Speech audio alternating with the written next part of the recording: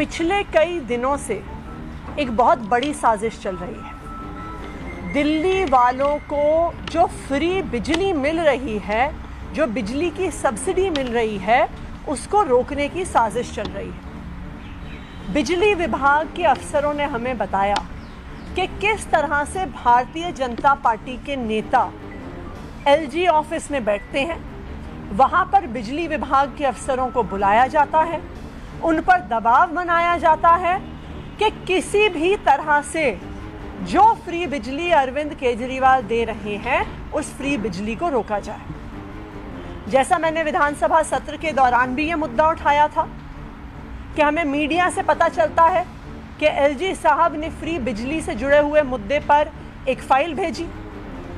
उस 10 मार्च को भेजी गई फाइल को बार बार अफसरों से मांगने के बाद भी दिल्ली की चुनी हुई सरकार से छिपाया गया। क्यों? क्योंकि फ्री बिजली रोकने की साजिश चल रही थी। आज तक उस फाइल को आधिकारिक रूप से चुनी हुई सरकार के सामने प्रस्तुत नहीं किया गया, तो षड्यंत्र चल रहा था। उसके बाद जब हर साल दी जाने वाली बिजली सब्सिडी का कैबिनेट नोट तैयार होता है, प्रस्ताव तैयार होता है, तो बिजली विभाग द्वारा दबाव में उनको एलजी हाउस बुलाया जाता है, भारतीय जनता पार्टी के नेताओं द्वारा धमकाया जाता है, उनसे फाइल पे लिखवाया जाता है कि वकीलों की और किसानों की बिजली बंद कर दी जाए, बिजली सब्सिडी बंद कर दी जाए। लेकिन मुझे आप सबको आज बताते हुए बहुत खुशी हो रही है कि सारे षड्यंत्रों के बावजूद जो कोशिश एलजी साहब ने और भारतीय जनता पार्टी ने बिजली सब्सिडी रोकने की कोशिश करी, उन सब कोशिशों के बावजूद आज दिल्ली सरकार ने, अरविंद केजरीवाल जी की सरकार ने आने वाले साल में बिजली सब्सिडी देने का फैसला कैबिनेट में ले लिया है। अरविंद केजरीवाल की सरकार की दिल्ली वालों को ये कमिटमेंट है कि ना सिर्फ दिल्ली वालों को 24 घंटे बिजली मिलेगी बल्कि फ्री बिजली मिलेगी, और आने वाले साल में भी उसी तरह से बिजली सब्सिडी जारी रहेगी जैसे पिछले सालों में रही है। 200 यूनिट तक की बिजली जो भी दिल्ली में डोमेस्टिक कंज्यूमर अपने घर में इस्तेमाल करेगा वो बिजली फ्री रहेगी। 200 से 400 यूनिट पर 50% की छूट रहेगी, और वकीलों को, किसानों को, 1984 के जो दंगों के विक्टिम्स हैं उनको जैसे पहले बिजली सब्सिडी मिल रही थी वो भी जारी रहेगी। दूसरी महत्वपूर्ण बात यह है कि जिन जिन लोगों ने अक्टूबर से अब तक बिजली सब्सिडी के लिए अप्लाई किया था, वो बिजली सब्सिडी अब अप्रैल 2024 तक वैलिड रहेगी। तो एक बार फिर मैं दिल्ली वालों को बधाई देना चाहती हूँ। मैं अरविंद केजरीवाल जी को धन्यवाद कहना चाहती हूँ कि सारे षड्यंत्रों के बावजूद जो उन्होंने दिल्ली वालों को वादा किया था बिजली सब्सिडी देने का, उस वादे पर वो फिर से खरे उतरे। धन्यवाद। अब बाकी जो कैबिनेट के डिसीजंस हुए हैं उसके बारे में सौरभ जी आपको ब्रीफ करेंगे।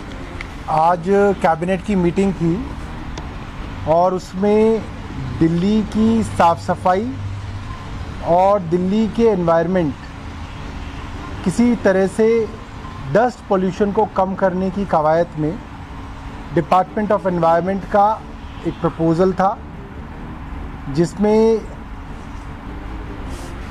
सड़कों के ऊपर धूल ना उड़े उसके लिए 2 बड़े कदम उठाए जा रहे हैं। पहला, 70 विधानसभाओं के हिसाब से 70 mechanical road sweeping machines Delhi सरकार खरीदेगी, और जितनी भी पीडब्ल्यूडी की बड़ी रोड्स हैं, जो 60 फुट से चौड़ी रोड्स हैं, जो करीब 1449 किलोमीटर की रोड की लंबाई है, उन रोड्स की सफाई दिल्ली सरकार का पीडब्ल्यूडी विभाग करेगा।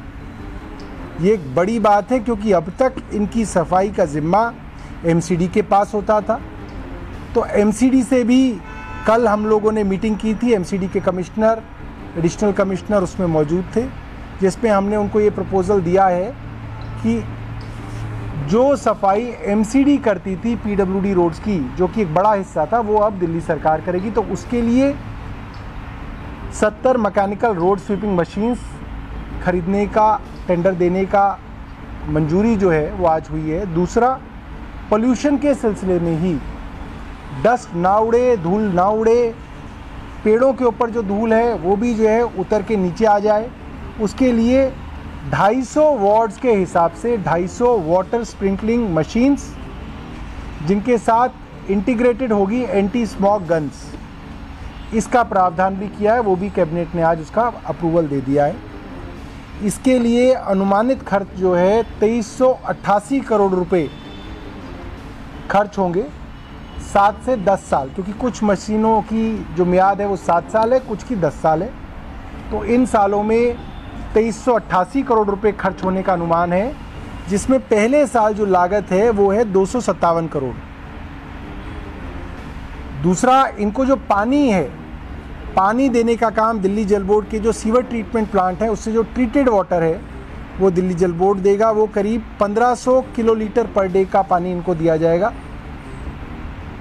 इसके अलावा क्योंकि ये मैकेनिकल स्वीपर्स रोड पे धीरे गति से चलते हैं, तो एक तो धूल को सक करते हैं वैक्यूम क्लीनर के तरीके से, तो एक तो इनके अंदर डस्ट इकट्ठी हो जाती है, जिसको बीच बीच में इनको निपटारा करना होता है कि वो डस्ट जो इनकी जमा हो गई है उस रेत को फेंकने जाना पड़ता है, और बार बार इसको पानी की आवश्यकता होती है, क्योंकि कहीं कहीं ये पानी को, सड़क को धोएगा भी। रेगुलरली पीरियोडिकली सड़कें धुल के भी साफ़ होंगी और वैक्यूम क्लीनर से भी साफ़ होंगी। तो बीच बीच में इसमें से जो डस्ट जमा हो गई वो निकालने के लिए और इसको पानी को रीफिल करने के लिए 18 डंप व्हीकल्स और 18 वाटर टैंकर्स खरीदने की बात भी इसी टेंडर के अंदर, इसी कॉन्ट्रैक्ट के अंदर दी जाएगी। तो ये मामला इसका है, पीडब्ल्यूडी विभाग जो है इसको एग्जीक्यूट करेगा। दूसरा मामला भी वकीलों से जुड़ा हुआ है, जिसके अंदर अरविंद केजरीवाल जी ने दिल्ली के वकीलों को इस चुनाव से पहले जो वादा किया था, वो उन्होंने वादा पूरा किया था कि वकीलों को और उनके परिवारों को लाइफ इंश्योरेंस भी देंगे और मेडिक्लेम इंश्योरेंस भी देंगे।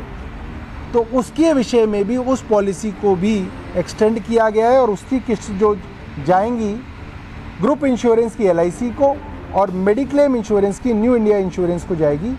उसका जो है फैसला जो है आज कैबिनेट ने लिया है। तीसरा